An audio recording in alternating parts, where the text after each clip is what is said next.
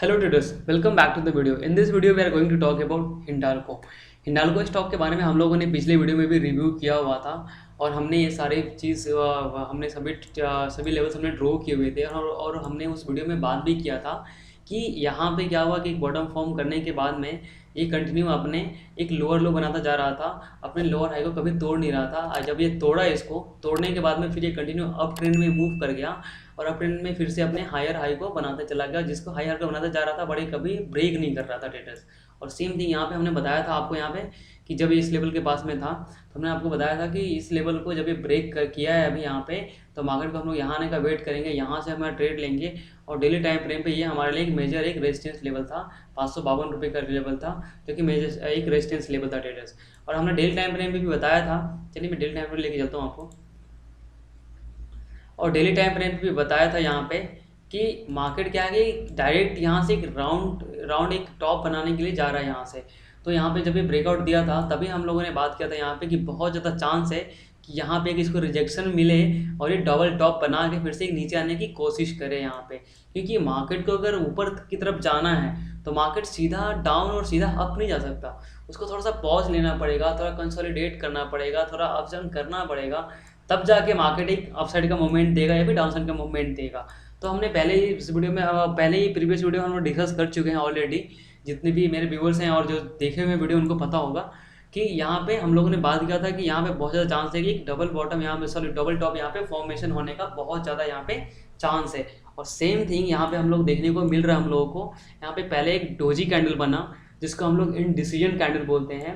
और इस कैंडल का स्ट्रैटेजी सिंपल सी है, जब डे टाइम फ्रेम पे हो तो हम लोग सिंपल यहाँ पे एनालिसिस करते हैं इसके हाई को या लो को। जिस साइड ब्रेक करके क्लोज दे देता है ये ट्रेंड उस साइड की तरफ मूव करने का चांस बहुत ज़्यादा हो जाता है। तो हम लोगों ने यहाँ पे देखा कि यहाँ पे इनडिसीजन कैंडल बनाया है बट अभी किसी भी साइड में क्लोज नहीं दिया है, बट ट्राई बहुत साइड किया गया है। अप साइड जाने का भी ट्राई किया और डाउन साइड जाने का भी ट्राई किया। एक्चुअली जब ओवरऑल अगर हम लोग एनालिसिस करें तो इसका जो हमारा जो मेजर जो रेजिस्टेंस लेवल है 551 का, उस लेवल को इसने ब्रेक करने का कोशिश किया but he unable to break, right. So इसने ब्रेक नहीं कर पाया और फिर से ये डाउन साइड में एक अच्छा रिजेक्शन लेने के बाद में अच्छे वॉल्यूम के साथ में एक कैंडल यहाँ पे फॉर्मेशन होता हुआ दिखाई दिया है। अब हम लोग बात करेंगे इंटर ट्रेड पे। फिलहाल स्विंग ट्रेड के लिए तो हमने पहले ही हमने क्लियर किया हुआ था कि जब तक ये इस लेवल के ऊपर क्लोज नहीं देता ग्रीन कैंडल के साथ में, तब तक हम लोग अप साइड के लिए बिल्कुल प्लान नहीं करने वाले हैं। अगर ग्रीन कैंडल इसके ऊपर क्लोज कर देता है और छोटा सा रिटेस्टमेंट उसका अगले दिन हमें रेड कैंडल का मिलता है, ऑब्वियसली हम लोग बाई करने वाले हैं। छोटा सा स्टॉप लॉस लेंगे, टारगेट हमें एक बड़ा मिलने वाला है यहाँ पे, क्योंकि आगे इसके जो रेजिस्टेंस है ना काफ़ी दूर में है, समझे क्या। शायद इसका रेजिस्टेंस नहीं है, इसका 52 वीक हाई पे ऑलरेडी है ये स्टॉक। तो अपसाइड जब ये मूवमेंट देगा ट्रेडर तो बहुत अच्छा आपको टारगेट मिलने वाला है यहाँ पे। But we will wait for the breakout. Until breakout will not happen, we are not going to make any decision. And see, everything can happen in the market, right? So we will wait for the right zone. Okay, so यहाँ पे हम लोग wait करने वाले हैं exact level का, exact confirmation का। अगर हम लोगों ने बात किया था कि जब ये हायर हाई बनाते जा रहा था अपने प्रीवियस लेवल को ब्रेक नहीं कर रहा था, बट यहाँ पर देखेंगे ट्रेडर्स इस लेवल को यहाँ से इसने ब्रेक किया है, ब्रेक करने का कोशिश कर रहा है। इस लेवल को अभी तक इसने 2 बार रिटेस्ट कर चुका है, यहाँ से ब्रेक करने का कोशिश कर रहा है। बट ट्रेडर्स ये भी हो सकता है कि मंडे के दिन में क्या करें कि यहाँ पे ग्रीन कैंडल का फॉर्मेशन हो, ये इसका रिट्रेसमेंट हो, इस लेवल का ग्रीन कैंडल का फॉर्मेशन हो और इसका सीधा यहाँ से बूम ऐसा हो जाए वो। तो ऐसा अगर हो जाए तो ये सोने पे सुहागा होगा तो हाँ, सोने पे सुहागा होगा। तो अगर मतलब इस लोगों को ब्रेक करता है यहाँ में तो बहुत अच्छा मोमेंट हम लोग को अवसर देखने को मिलेगा। बट इधर हम लोग डायरेक्टली यहाँ पे स्विंग ट्रेड का प्लान नहीं करेंगे। अगर ब्रेक करेगा तो ब्रेक करने के बाद देखिए मार्केट कभी भी डायरेक्टली अप नहीं चला जाता, कहीं ना कहीं एक बार रिट्रेस लेता है, रिट्रेस लेने के बाद में जाता है। तो हमने यहाँ पे जब ग्रीन कैंडल का फॉर्मेशन होगा तो फॉर्मेशन होने के बाद जब यहाँ पे फिर से जब ये एक रेड कैंडल के यहाँ से बनेगी, यहाँ पर रिजेक्शन जब मिलना शुरू होगा, फिर हम लोग यहाँ पे पोजिशनल ट्रेड का या फिर स्विंग ट्रेड का यहाँ पे हम लोग प्लान करेंगे, या फिर छोटे क्वांटिटी जो भी क्वांटिटी हम लोग का जो आपका अपना कैपेसिटी होता है ना, उस हिसाब से हम लोग यहाँ पे अपना यहाँ पे क्वांटिटी हम लोग यहाँ पे ट्रेड करने का प्लान करेंगे ट्रेडर्स, समझे क्या। और स्टॉप लॉस हम लोग बिल्कुल इसके नीचे रखने वाले हैं ट्रेडर्स। अब चलते हैं हम लोग यहाँ पे 15 मिनट के टाइम फ्रेम पे कि इंट्राडे में किस टाइप का मूव देखने को मिल सकता है ट्रेडर्स।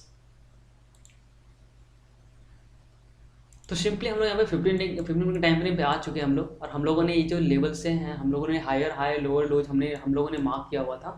और हम देखेंगे यहाँ पे हम लोगों ने बात किया था कि जब ये ट्रेंड रिवर्सल होता है ना, रिवर्स कैसे होता है, जैसे कि देखिए आपको अरे कहीं जाने की जरूरत नहीं है, यही दिखाता हूँ आपको मैं कि मार्केट यहाँ से क्या था, एक कंटिन्यू ये लोअर लोज लगा रहा था, लोअर लो लगा रहा था।